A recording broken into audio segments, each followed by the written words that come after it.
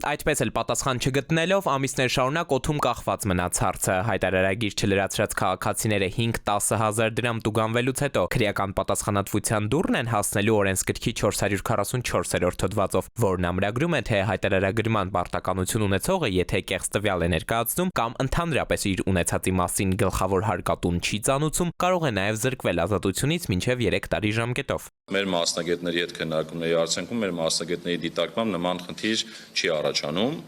բայց կարծում եմ վերջնական պատասխան ճիշտ կլինի ակնկալել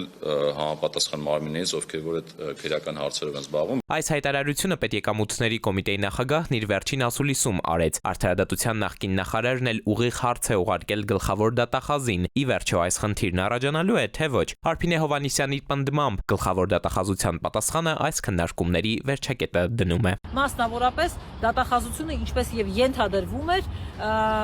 նշել է, փաստել է, որ 444-րդ հոդվածը ի սկզբանե օրենսդրի կողմից նկատի է ունեցել կոռուպցիայի կանխարգելման հանձնաժողով հայտարարագիր ներկայացնելու պարտականություն ունեցող անձանց կողմից կրկին չներկայացնել, այսինքն Հայաստանի Հանրապետության ըստ էության սովորական քաղաքացիների ոչ պաշտոնատար անձանց համար 444-րդ հոդվածը կիրառելի չէ։ Հովհաննիսյանը նաև տեղեկացնում է, միայն դիրքորոշումների հույսին չմնալու համար դատախազությունը նաև հստակեցրել է, թե արդարադատության նախարարությունը շրջանառում է նախագիծ, որով կվերախմբագրի քրորի 444-րդ տողը, ազատազրկումը միայն պաշտոնյաներին է սպառնում։